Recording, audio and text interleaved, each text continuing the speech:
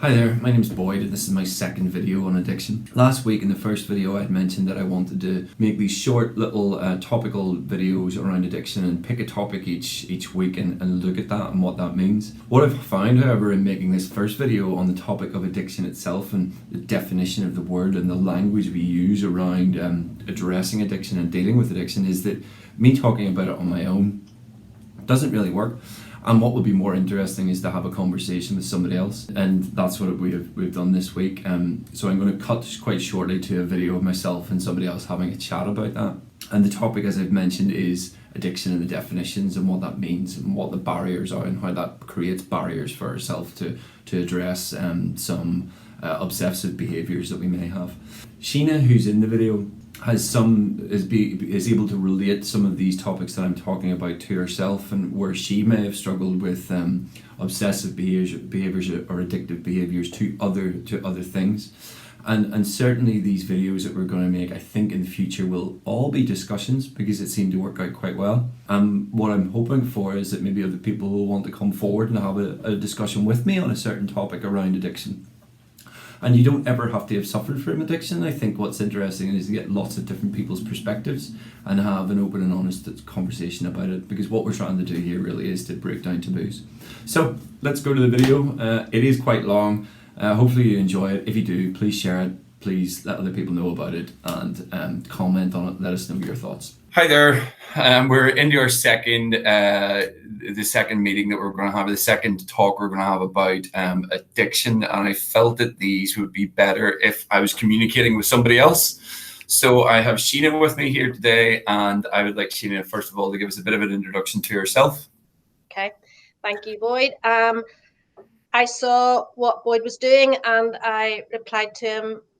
Oh, well, I'm supposed to say who I am. So I'm Sheena and I know Boyd through Humanist UK. I work as a celebrant and weddings, funerals and namings. So I saw what you were doing with this project, this idea you had, and I thought it was great, and I'm interested in it for various reasons. And when you asked for someone to chat to, I felt I would be interested in doing that.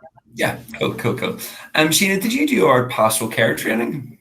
Yes, that's how I first became aware of Humanist UK, actually. So I had originally been a very committed church member up until the age of 47. I'm now 53, so it's 6 or 7 years ago now that I stopped going to church, and I had always been involved in pastoral care when I was a Christian. So it seemed like a natural step to get involved in something that I recognized that would give me maybe a bit of community, and it was just something I was attracted to. So that's how I first became involved. Yeah.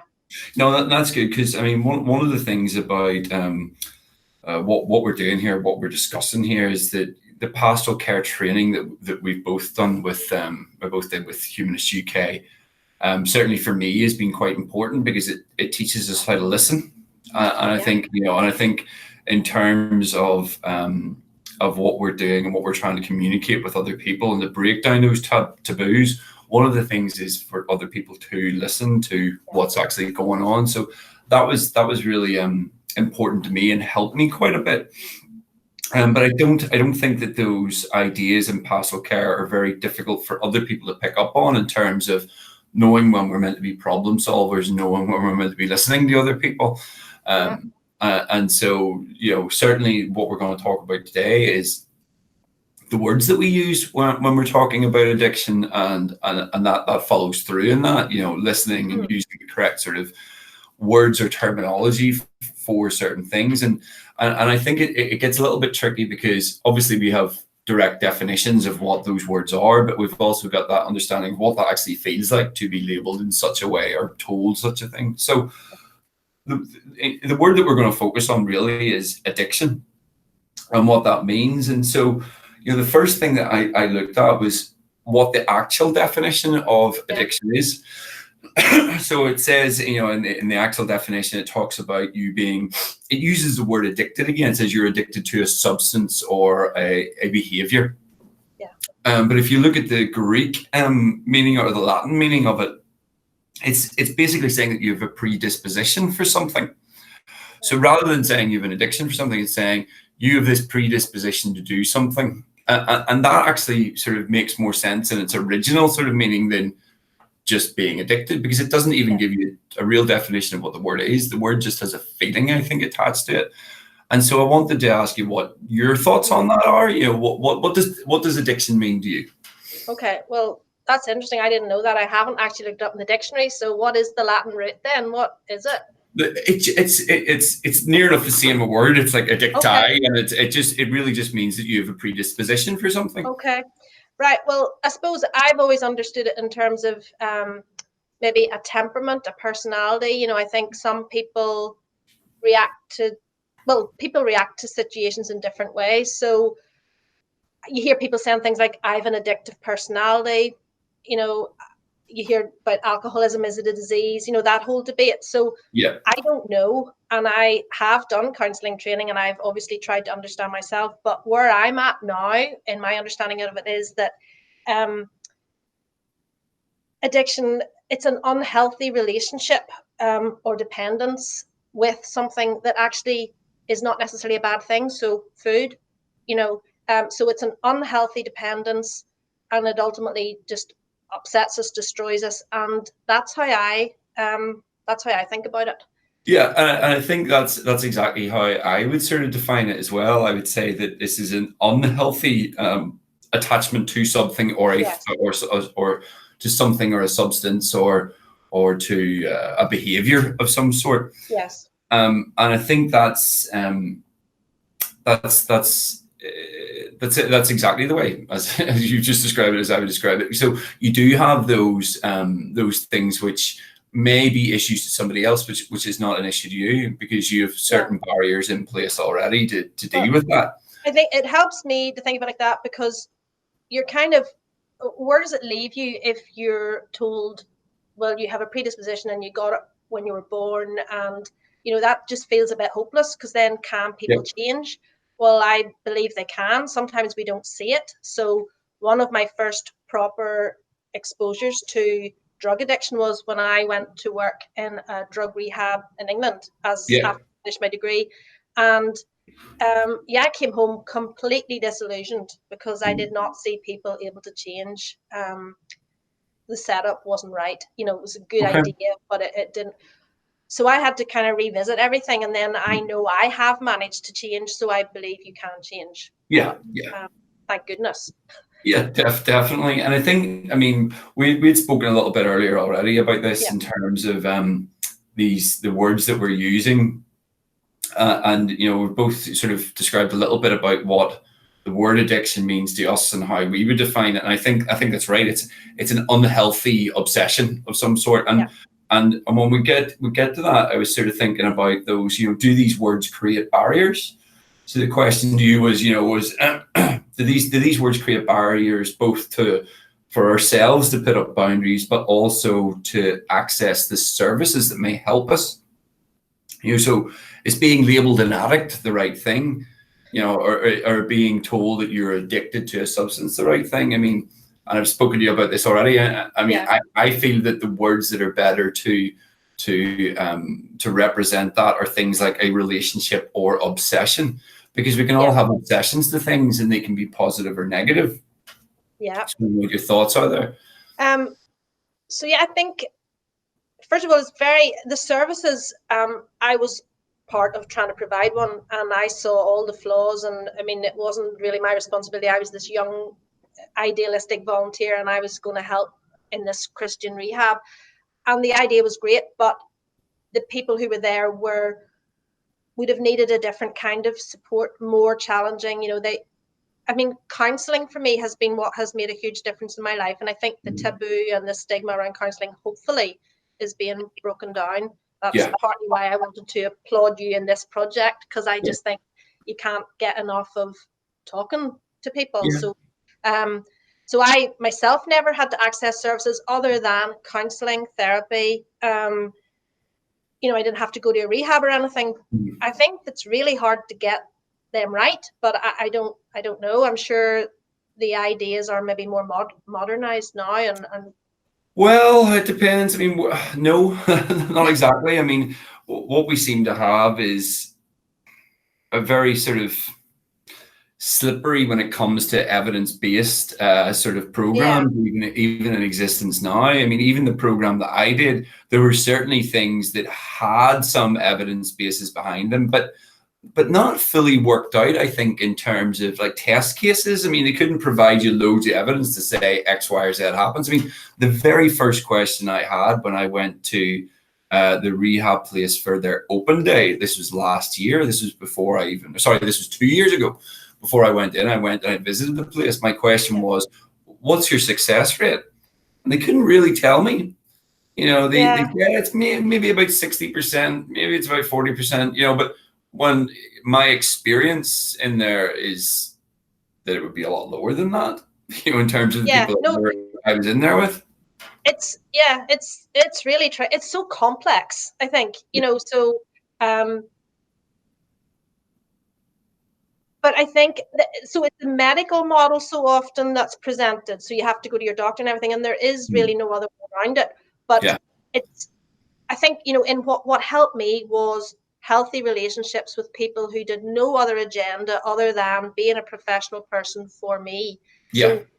So what we're nearly needing to do is replace the unhealthy relationship with whatever you're abusing, misusing, with a healthy relationship with a person who you can then learn new ways of connecting. Because you and I talked about the words, so it's your connection with all these things and with people. Because for me, relationships was something you end up nearly not having a healthy relationship with anything when you have a really unhealthy relationship with something. In my case, most obvious one was food.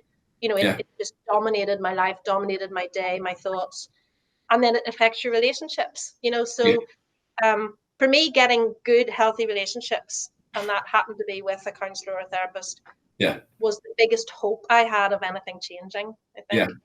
And I think you're right there. I mean, certainly my experience of counsellors and people who have experience in that field.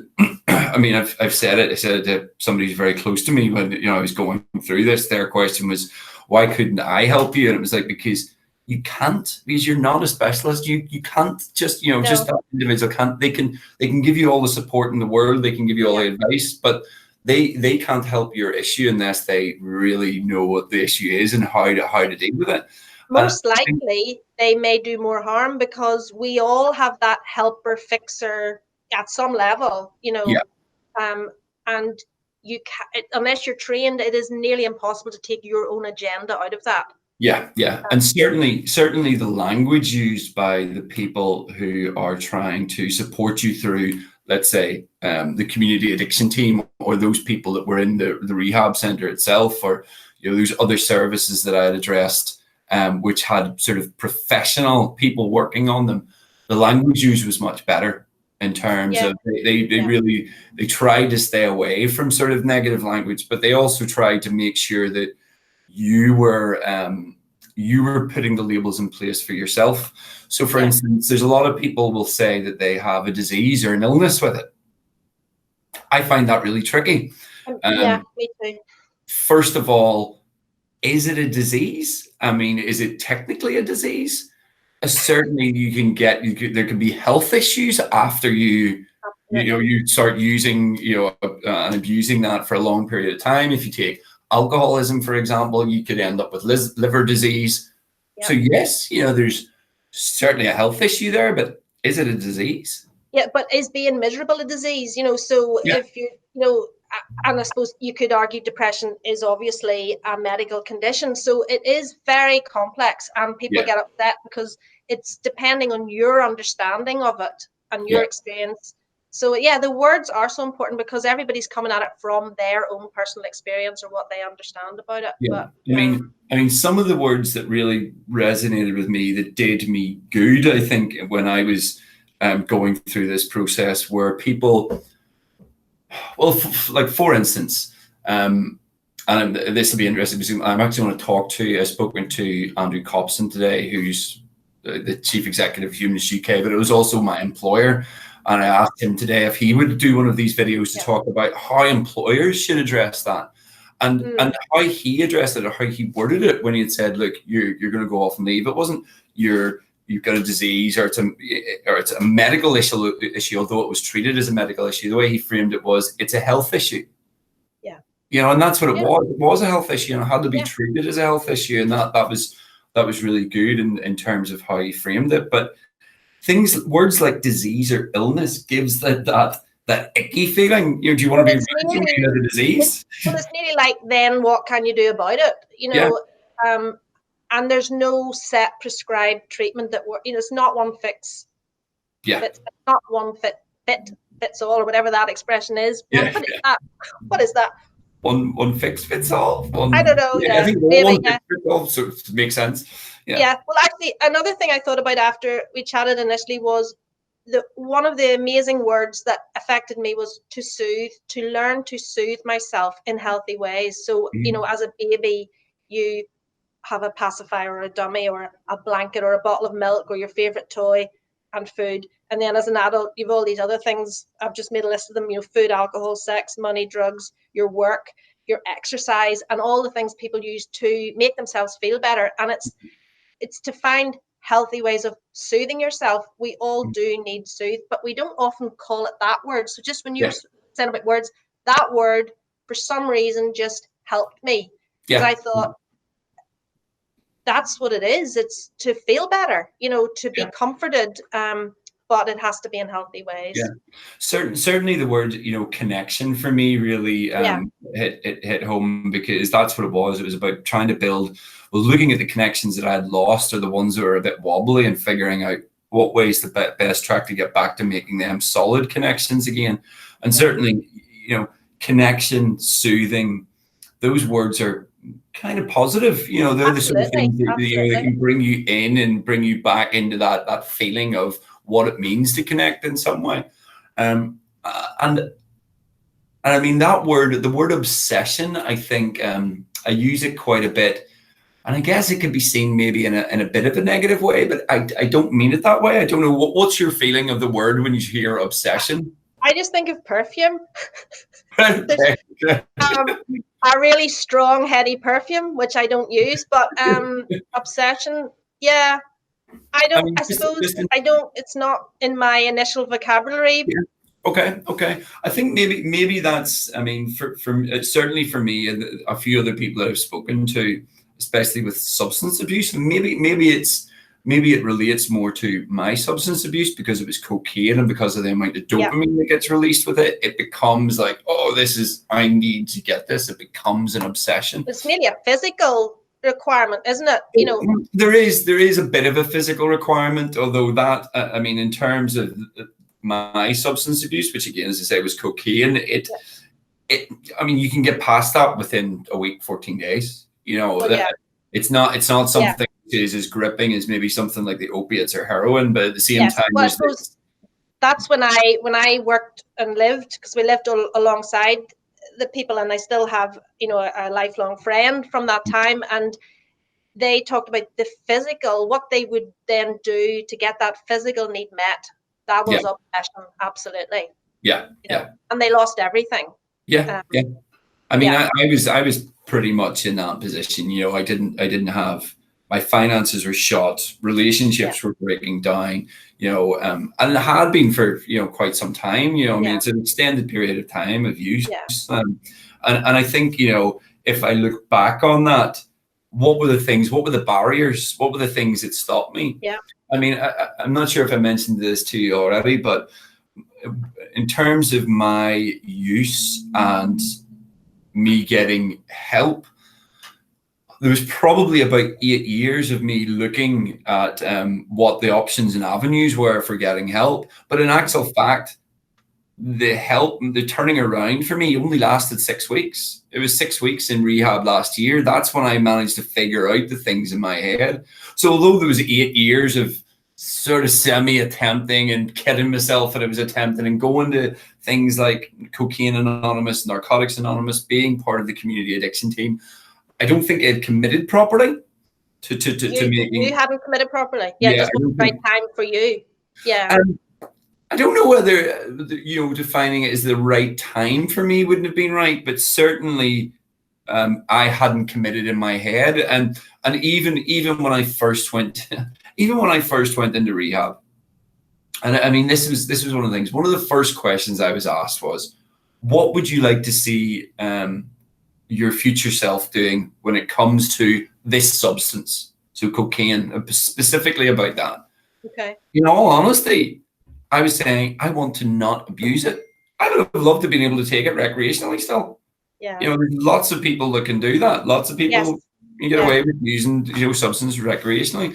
And when, you know, when you think about that, some people think, oh well, that might be seen, that may seem like, you know, that's ridiculous. You know, that's a drug. How can you use it? You know, you can't just use a drug recreationally. And the simple fact is that you can be addicted to a lot of things, or you can have obsessions with lots of things, like sex, like porn.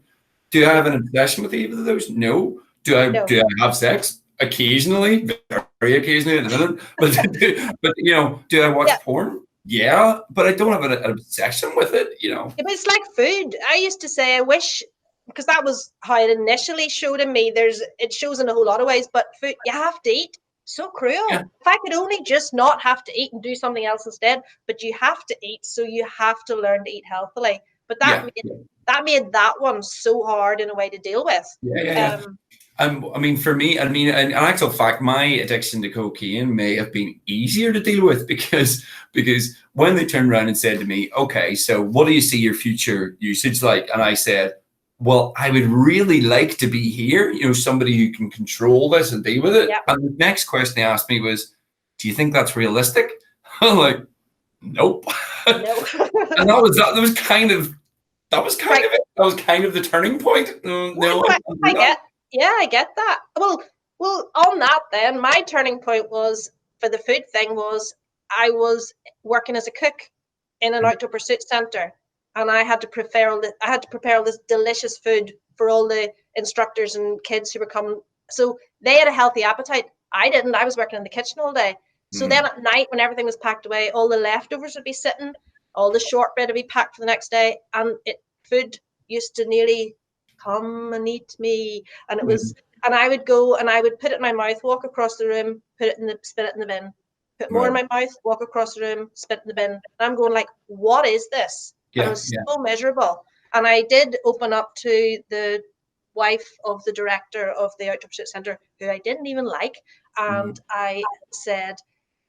she said, Sheena, you talk like it flies into your mouth by itself. It doesn't. Your hand goes up and you put it in. And it sounds so simple, but it was like, oh yeah. And she told me about a book called Love Hunger. And I think because the messages I got when I was growing up, some people just find it very hard. You're just like that. Some people struggle with it. You're just like that, which made it hopeless. Yeah. But I have turned it around. I still want to eat too much and feel miserable when I do, but it's under control. I'm a recovered food addict is how I look at it. And somebody else might say that's nonsense, you know, but we all eat too much, but they don't know what that's like. I couldn't get out of bed in the morning because I knew food was going to dominate my day. Yeah. You know? I mean, my anxieties were waking up every morning, and either there's anxiety about finances or there's anxiety about how I get the money to get what I need later on in the evening. And certainly what you said there about, you know, taking food and then spitting it out and, you know, going back and forth and doing that. There's an element in there of that sort of the feeling of things breaking down for you in some way. It's like, you know, for me, it was, I could never seem to, well, I recognized that I didn't enjoy it anymore. I wasn't enjoying it, but I was still doing it. And I was, you know, you have that first line or that first biscuit, and that felt great. See the second one, the third one, and absolutely. And the self-loathing, the absolute self-loathing. So so I was just lying on the floor one day and weeping, and that's you know, and it was a Christian rehab, so they came and prayed for me. That was the turning point. It was a slow road back. But I think it's you know, it's important that people recognize that there are some things which overarch all of these obsessions that we may have, or as I'm putting it, obsessions or relationships to things or substances which can be unhealthy.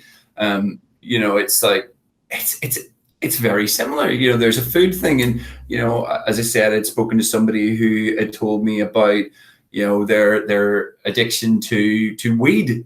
And I'm thinking, I never had that. That's interesting. You know, it's an interesting thing. And you do tend to find that the same things happen in terms of the negative behavior. It breaks down relationships. The connections start to get lost. You know, you start to have to do things where, you know, you're not being trustworthy. Honest. You're lying about your usage, and you start, as you say, you start to become ashamed. And I think, again, I think we noted that down, talking about this idea of shame and the obsession with what it is, or the addiction that you have. And I want to know, you know, why is it that why are we ashamed of that? You know, I mean, I guess it's historical in terms of the way drug addicts or people with addictions are perceived as being hopeless. You know, that's where maybe part of that shame is. And obviously then well, in my case, you know, like, other than me saying to everybody I'm being a little bit overweight, but not much, because I then would run about the place to work it all off. But other than me saying, look at me, I'm eating another piece of chocolate cake, I'm nearly drawing attention to it, so that I think part of me was going, help, but nobody can. But the shame comes, I think, because it seems so ridiculous. Wise up. There's people in Africa starving, and you're stuffing your face with another piece of chocolate cake and then saying you're miserable about it, and then boring everybody, talking about it all the time. I think you just feel out of control. And it's frightening. And I despaired of myself. So I take it when you had said that you read that book and you'd reached out to that person who you didn't even get on with. I mean, was that the start of your sort of turnaround? Was it? Was that? I mean, for some reason, what she said that day and her genuine care and her shock at the state I was in, because I mean, you don't see it most of the time. You know? And then the book, I'm reading it and seeing that there was people worse than me, but I recognized the traits, you know, that you're saying there's traits throughout all sort of a whole lot of addictions or whatever. It's the psychological and the mental toll it takes on you when you're not mastering normal things like what you eat. It seems ridiculous, but it's, I mean, there was, so the soothing thing. So when it goes in your mouth, that's the soothing thing. But when you swallow it, you start to become full and miserable. So it's, you know, it's so basic in a way. I don't know. Do you think? Well, here's a question: how would you have liked people to approach you about it? I mean, obviously you had one good response there in terms of how somebody approached you with it. So did she you hear many of them?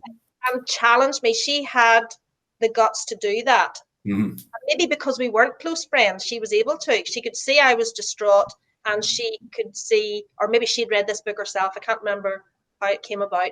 But I mean, all my friends would have gone, oh, sure, you're lovely the way you are. And, you know, and it's totally well-meaning. But that's back to your point about how close people to us can't really readily help, because it's tough love. I mean, I had, which is quite funny, I had the whole intervention thing done. Like, I came in one day to find everybody sitting in the living room, you know, making ultimatums and stuff. You have to do this, and you've got to do this. And it was just like, didn't work. This is not going to, you're not going to tell me what to do was part of it, you know, back up straight away. But the ultimatums and stuff were really, you know, they really didn't work. In actual fact, it probably was. Because I think, well, likewise. So if somebody said to me, do you need that other, I'd go, are you going to tell me what I need? You know, and so actually, so I think that's resilience, though. That's why, hopefully, why we're having this conversation, because I believe we're survivors of, you know, not like, it sounds so serious to say survivors, but you can't minimize, in my case, the misery I've been through at different times. You know, I'm sure you too. You don't have to be a seriously wrecked drug addict in prison to have suffered. You know, no. It's just levels, just different levels. It's all relative to the individual. I mean, certainly, you know, what's relative to me and what I've witnessed in other people, you know, I sometimes think, oh, their issue is worse than mine, or their issue is better than mine, but it's relative to the individual and how they feel about it. And I think, you know, I think that's maybe why it's difficult for people to reach out at times, because you might see your issue as trivial, or it's trivial. People make it a trivial issue of it. Certainly with mine and with cocaine, there seemed to be. I got this feeling from the services that your issue isn't as bad as maybe somebody who has an opiate issue.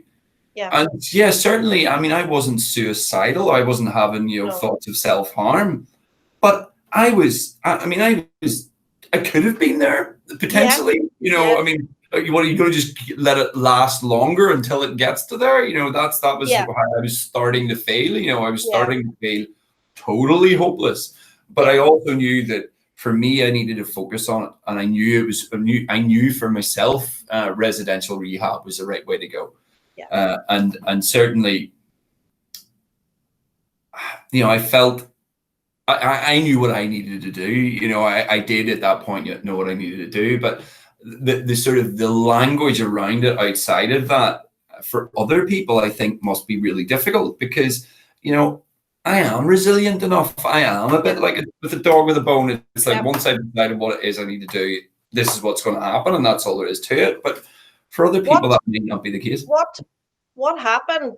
What was the final point when you did commit? Well, I had decided.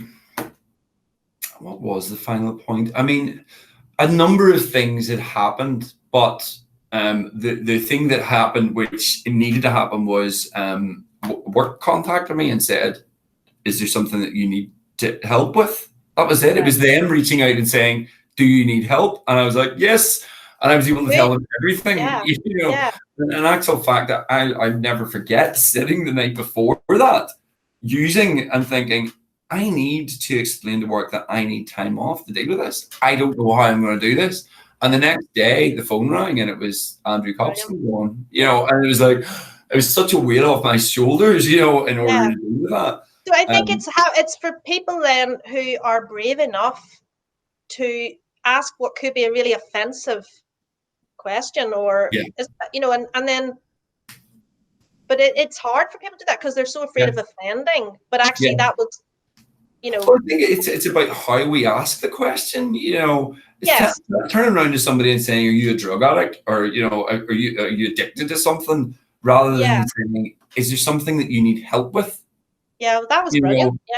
And that's, and I would use that advice to anybody, whether they're, it's incredibly difficult, for a parent or loved one looking in to be to be objective and sort of go, try not to be angry, because they're going to be angry. But I think it's really important to sort of go to let people know that you're there for them when they're going to need some help. And it's up to them to decide what that help is, and that you're there to support them with it, But certainly the ultimatums, telling me what to do, wasn't going to work. It wasn't going to work. And I understand why people come at it from that angle in some way, but it doesn't work. And I guess if we think about that in some way, I've asked you what way you would want to be approached, and did I answer it? Did I answer it? You kind of did. I mean, you told me that you've been approached in a positive way, in the past. But I think if what, as you say, does not work is people trying to make light of it, because then that increases the shame, because you think, well, then why am I struggling with this if it's okay? But I think what I craved, and that is actually another word I thought about earlier when you said about addiction, obsessive craving was something. So I craved acceptance, craved connection, craved love, and you reach out in all these different ways to try and get it.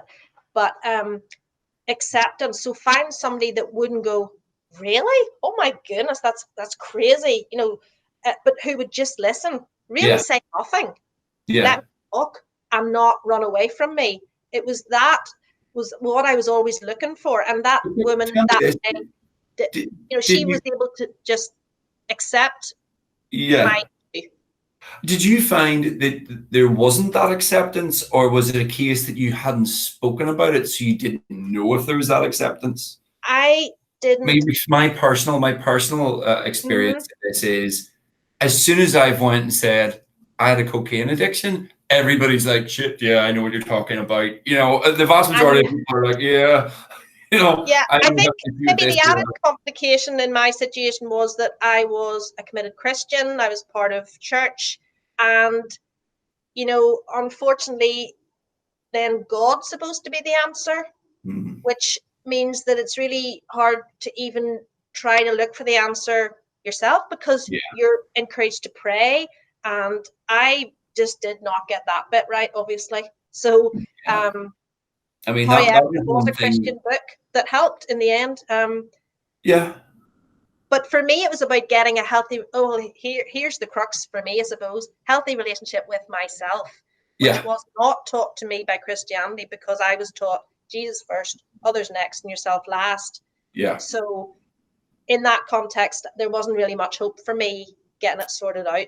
Yeah. So it's a journey. It's a journey. Yeah, it is. It is. I mean, and I guess, that's something that we should maybe speak about that more in terms of, how we decide how we get help, in Yeah. terms of working that through in our head. Because certainly one of the things that worried me, and I mean, we've been talking about language being a barrier, but also that that ability to take on responsibility of yourself becomes a barrier if you put something in place Yeah. like Like a God. higher power Yeah. or a God, Yeah. and I mean, I witnessed that in Narcotics Anonymous and Cocaine Anonymous, but I also witnessed that in the rehab place that I was in. There were a number of people who felt that they were going to make it through this because God was on their side.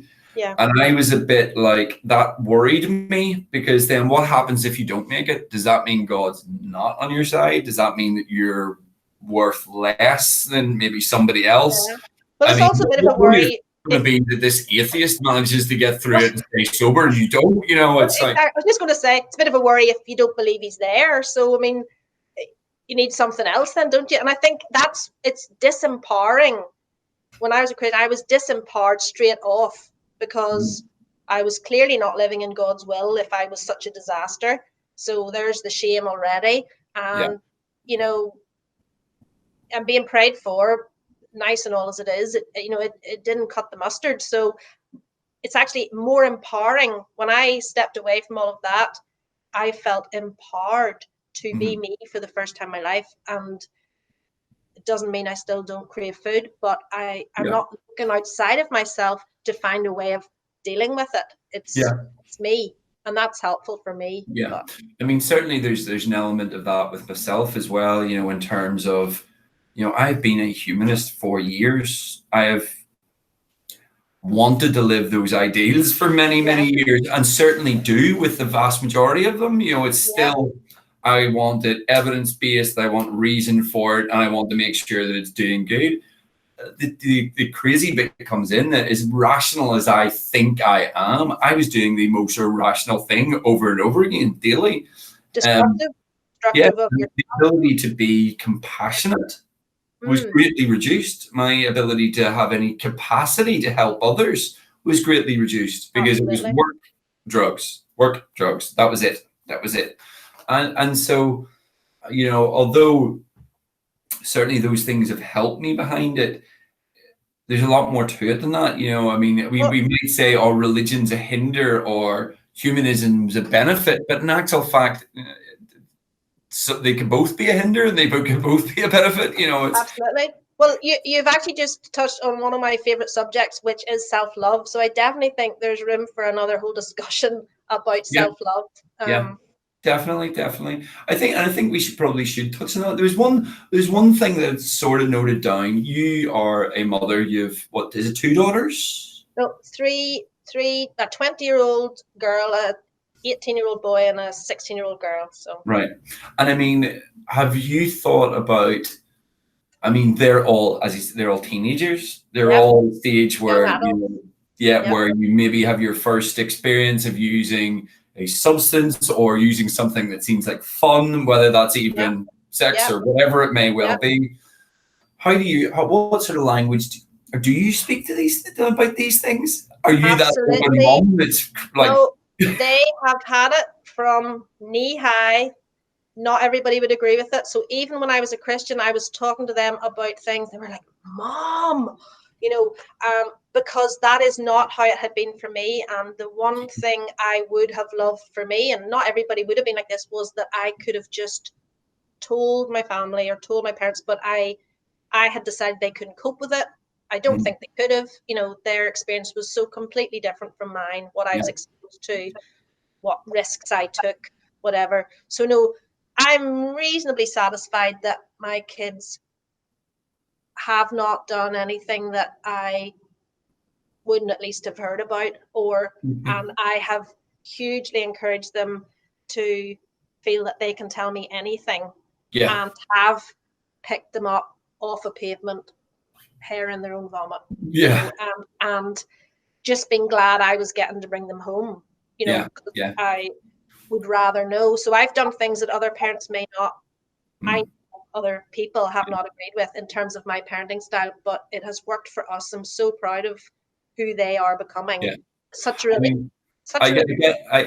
do get that feeling from you. Anytime I've spoken to you, I've got the feeling that you're open to being open, and that you would have those very sort of clear conversation with your kids and whatever. I mean, you've met my mom. Direct is what I get called, and not everybody likes it. I mean, my mom's very direct, and she can be very sort of. We're very open with each other in terms of what we talk about. But if I do think about my childhood and growing up, it wasn't that these things were taboos. They just weren't spoken about. It just wasn't spoken about, and that might be because my mum doesn't have much history with sort of rebelling in much of a way like I did.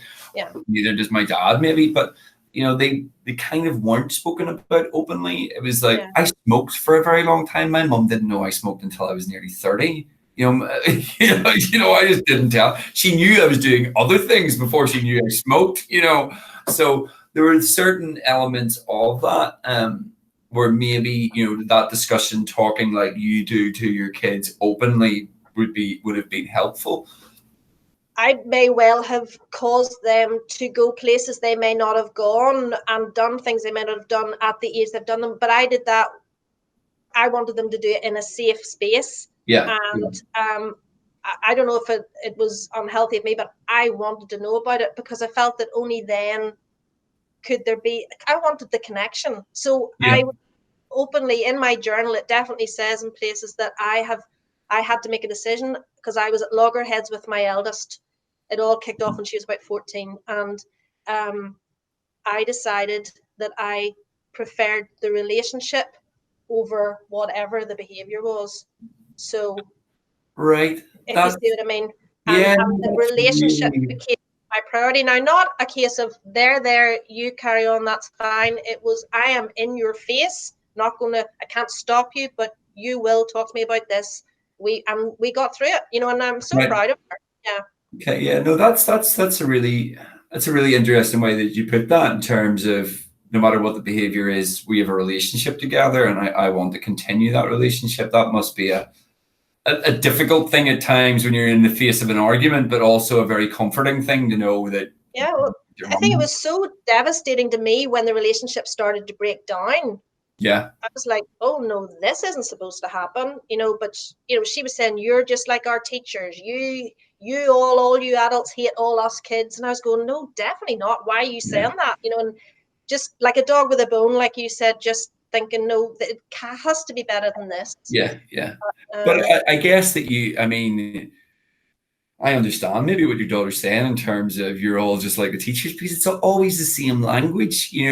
I would have felt that from my mum at some point. I felt pressure to do things that I didn't want to do. And I felt like, again, it was being in school. You constantly being in school, constantly being told what to do. So, I think just in terms of thinking of it as a child and how you felt with those people in a position of authority telling you what to do, the same thing exists now. You're still in a position where people around you maybe don't approach things in the best way possible, and that us as well. We don't do it particularly well all the time either. No. But I think what's important is to recognize that. And that's great, and recognize it just generally with every conversation you have. What do those conversations sound like? Are you telling somebody to do? Are you being aggressive in the way that you do it? Those things are important. but doubly so or triply so when it comes to somebody who is ruined to a certain extent, or who feels in a state of anxiety and state of being frightened. Shouting at them more or demanding something off them more really isn't. No, it was. I mean, I had been a Christian, taught as a Christian, brought up as a Christian, and shaped so much. I see that still, but it does change. But my obsession with her doing what she was supposed to do, going where she was supposed to, that's all what was taught to me. She has taught me, do you know what, if you don't go to Brownies one night, but honestly, I thought that would make you a bad person.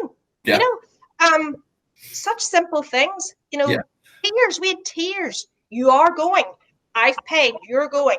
It didn't matter. And actually she lasted the longest in the end because I stopped doing it and she wanted to go. You disempower people when you force them. And I mean, 2 of ours have left school early, dropped out, and they are both just finishing their diplomas. It just wasn't the right route for them. And I'm so proud of us as parents that we managed to, because work through it. I mean, definitely. I mean, I would certainly, I've had these conversations now with my mum in terms of the things that I felt were the pressures put on me when I was younger. I mean, I trained at karate from the age of 6 or 7 right through until I was 23. And there was an awful lot of pressure put on me. By the time I was 15, I was fighting internationally, and I didn't enjoy it. I was frightened. At that point, I was frightened of doing it. And I was sort of constantly being told, you need to go down and train. And it was every night of the week. It wasn't just like once a week. It was every night of the week. When you're 16, 17, wanting to go out and enjoy yourself, and I felt trapped in this thing that I didn't enjoy. And my mum, she wanted the best for me. She thought this was a good thing for me. And certainly the life experience it brought, in terms of, I got to travel the world with it. I seen the vast majority of Europe. I got to go to Japan. I got to do great things with it. But for 17 years of my life, or 18 years of my life, I felt kind of trapped, constantly trapped with the pressure of this thing. And I think it's, I think what's very important for me, it was, I sort of had forgotten about that. I'd forgotten about that turmoil of being a young person and going through that. And I had, when it came out, when I was, going through Carlisle House, although I would never change it for the world, it was like, oh, I wonder, is that part of the reason? I wonder, is that the cage? And I had that conversation, that open, honest conversation with my mum, and she was like, yeah, I know what you're saying, and she described it as, I thought I was doing the best thing for you. But, that's a very easy conversation for me to have with her. It's about something that's kind of light, but I think it's important for us, if we see things there that might have been issues in the past, that we have those open conversations, if you feel safe enough to have it. It's very important to make sure that, okay, do you have the capacity to have this conversation? Is it going to go in some way which is positive? If you're going to get into a conversation with somebody who that you would maybe like to connect with again, but it's going to be negative, or it's going to be a total dismiss. My mom admitted that she was able to go, yeah, I see what you're saying. Whereas I know other people are like, no, I never did that to you. It's not my fault. Absolutely. And that will just give you more problems, so. That was hard for me to accept, because as a Christian, I believe you should always go to the person and always try to work it out. So I have basically done some people's heads in, and let me just say, it didn't work. We are still not friends, but I just thought, oh, God wants us to reconcile. And then, it's so messy. Sometimes you just have to allow it to be not okay, and be okay with that. It's about you weighing it up in your head in many ways. I think that's a really good one. I think that's something that maybe we can just stop there, because that will be something that we're going to sort of bring up in another conversation with somebody else. So that's great. Look, Sheena, I think that's been really interesting. I don't think we came into any conclusions other than language is really important, and how we address that's really important. We're not telling people here again that this is what they should do. They just need to recognize it when they're having those conversations with people.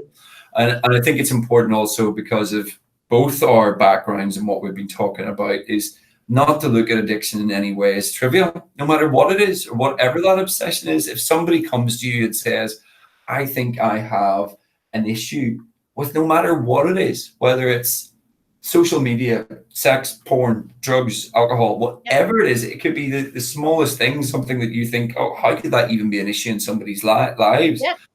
Asking them to open up, asking them to express what that means and why that is, and asking those open questions, and most importantly, asking, what is it I can do to help you?